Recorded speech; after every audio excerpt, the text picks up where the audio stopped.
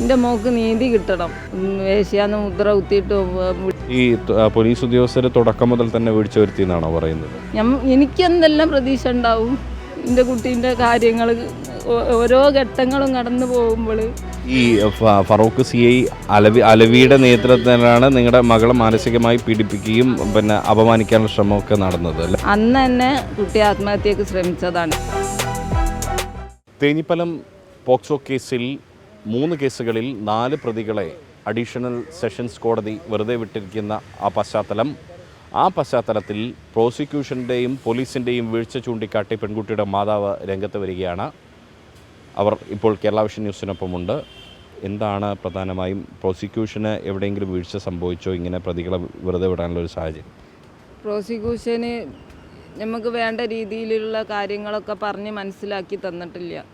ഓരോ കാര്യങ്ങളും നമുക്ക് മനസ്സിലാക്കി തരുമല്ലോ, സംസാരിക്കാൻ ഒരവസരം ഉണ്ടാവുക, അങ്ങനത്തെ ഒന്നും പ്രോസിക്യൂഷൻ്റെ ഭാഗത്തുനിന്ന് ഉണ്ടായിട്ടില്ല. എൻ്റെ മോൾക്ക് നീതി കിട്ടണം. ആ നീതി കിട്ടാൻ വേണ്ടിയിട്ടാണ് ഞാൻ ഇത് കൊടുത്തത്.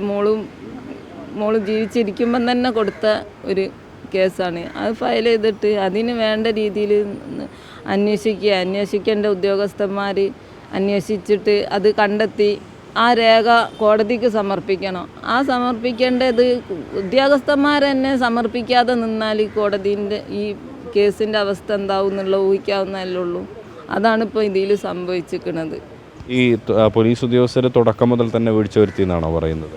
അതെ, തുടക്കം മുതൽ തന്നെ പോലീസുകാർ പോലീസ് ജീപ്പിലും പോലീസ് വേഷത്തിലും വന്നെങ്ങാണ്ട് ആകെ നമ്മളെ കുട്ടീൻ്റെ മനസ്സിലും എൻ്റെ മനസ്സിലും ഒക്കെ മനസ്സിന് വിഷമിപ്പിക്കുന്ന രീതിയിലുള്ള വേശ്യാന്ന് മുദ്ര കുത്തിയിട്ടും വിളിച്ച് പറഞ്ഞിട്ടും പിന്നെ കുട്ടീനോട് ഒരു പുറത്ത് പറയാൻ പറ്റാത്ത രീതിയിലുള്ള സംസാരം വരെ CI അലവീൻ്റെ ഭാഗത്തുനിന്ന് ഉണ്ടായിന്. അതൊക്കെ മൊഴിയിൽ തന്നെ പച്ചയിൽ എഴുതി വെച്ചും ചെയ്തിരിക്കണ്. അതൊക്കെ കൊടുത്തതാണ്.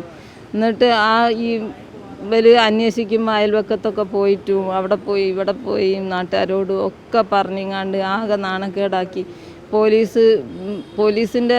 പോലീസ് വേഷത്തിലൊന്നും വരാൻ പാടില്ലല്ലോ. അന്വേഷണ ഉദ്യോഗസ്ഥന്മാർ ഇങ്ങനെ ഒരു കേസ് ഉണ്ടാവുമ്പോൾ ഒരു 14-15 വയസ്സുള്ള കുട്ടിയല്ലായിരുന്നോ? ആ പ്രായത്തിലാണല്ലോ ഇപ്പോൾ ഇങ്ങനെ ഒരു സംഭവം ഉണ്ടായത്. അപ്പോൾ ഈ 5-6 ആൾക്കാർ ഇത്രയും ഉപദ്രവം ചെയ്ത് കഴിഞ്ഞിട്ടാണെങ്കിൽ അവരെ കുറിച്ചിട്ട് കുട്ടിക്ക് വേണ്ട രീതിയിൽ കൗൺസിലിങ് കൊടുക്കുക, അതുപോലെ കുട്ടിക്ക് വേണ്ട രീതിയിലുള്ള അതിൻ്റെ ഒരു സുരക്ഷ ഏർപ്പാടാക്കുക ചെയ്യല്ല ഉദ്യോഗസ്ഥന്മാർ. ഒന്നും ചെയ്തിട്ടില്ല.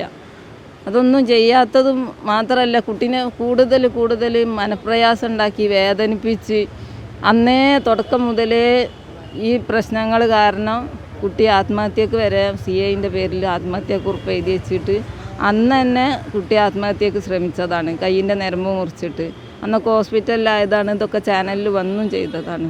എന്നിട്ട് പോലും ഈ ഉദ്യോഗസ്ഥന് ഇപ്പോഴും സർവീസിലിരിക്കുകയാണ്. എന്നാലും അതിനെക്കുറിച്ചിട്ട് അന്വേഷിക്കുക, കാര്യങ്ങൾ ചെയ്യാൻ ഇന്നും ശ്രമിച്ചിട്ടില്ല. ആ ഉദ്യോഗസ്ഥൻ ഇപ്പോഴും സർവീസിലുണ്ട്. ഈ ഫറൂഖ് CI അലവിയുടെ നേതൃത്വത്തിലാണ് നിങ്ങളുടെ മകളെ മാനസികമായി പീഡിപ്പിക്കുകയും പിന്നെ അപമാനിക്കാനുള്ള ശ്രമമൊക്കെ നടന്നത് അല്ലേ? അതെ. പിന്നെ ഈ പ്രതികൾ ഇങ്ങനെയൊക്കെ ചെയ്തിട്ട് പ്രതികൾ അതുപോലെ ഇങ്ങനെ വെറുതെ വിടുക. പ്രതികളിങ്ങനെ വെറുതെ വിട്ട് കാണുന്നുണ്ടെങ്കിൽ എൻ്റെ മോളോ മരിച്ചു പോയി. എൻ്റെ കുട്ടിക്ക് നീതി കിട്ടണം. മരിച്ചു കഴിഞ്ഞിട്ടാണെങ്കിലും എൻ്റെ കുട്ടിക്ക് നീതി കിട്ടണം. അതിന് നീതി കിട്ടണം എന്നുണ്ടെങ്കിൽ ഈ പ്രതികളെ വെറുതെ വിടാൻ പാടില്ല. പ്രതികൾ ഇങ്ങി വിട്ട് കഴിഞ്ഞിട്ടാണെങ്കിൽ ഇനിയും പോവും. ഇതുപോലുള്ള മറ്റുള്ള പെൺകുട്ടികളെ ഇനിയും ഉപദ്രവിക്കും.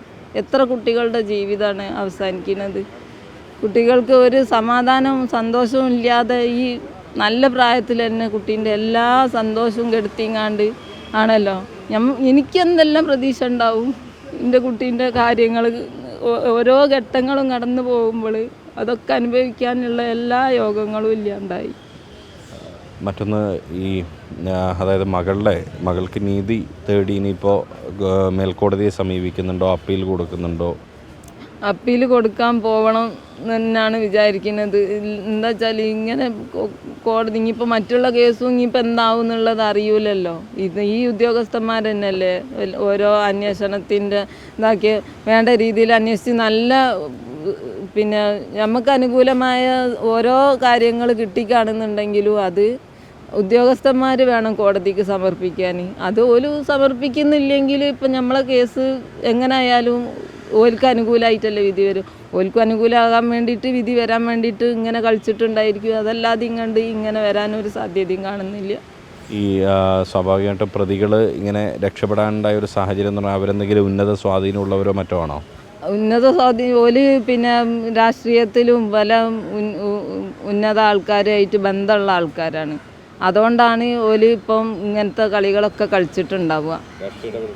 രാഷ്ട്രീയ ഇടപെടലും ഉണ്ട്. പിന്നെ ഓൽക്ക് പല ഉന്നതങ്ങളുള്ള ആളുകളായിട്ട് ബന്ധമുണ്ട്. അത്ര എനിക്കറിയുള്ളൂ. ആര് എന്തെന്നുള്ളതൊന്നും എനിക്കറിയില്ല. എന്തായാലും ഈ അമ്മയുടെ കണ്ണീരിന് ഒരു മറുപടി നൽകേണ്ട ബാധ്യത നമ്മുടെ നീതിപീഠത്തിനും പൊതുസമൂഹത്തിനുമുണ്ട്. പ്രോസിക്യൂഷന് വീഴ്ച സംഭവിച്ചിട്ടുണ്ടെങ്കിൽ കൃത്യമായി അത് അന്വേഷിച്ച് കുറ്റക്കാരായവർക്കെതിരെ അത് ഉദ്യോഗസ്ഥരാണെങ്കിൽ അങ്ങനെയും നടപടി സ്വീകരിക്കണം എന്ന് തന്നെയാണ് വ്യക്തമാകുന്നത്. ക്യാമറ പേഴ്സൺ സജി തറയിലിനൊപ്പം Riyas KMR, Kerala Vision News, Kozhikode.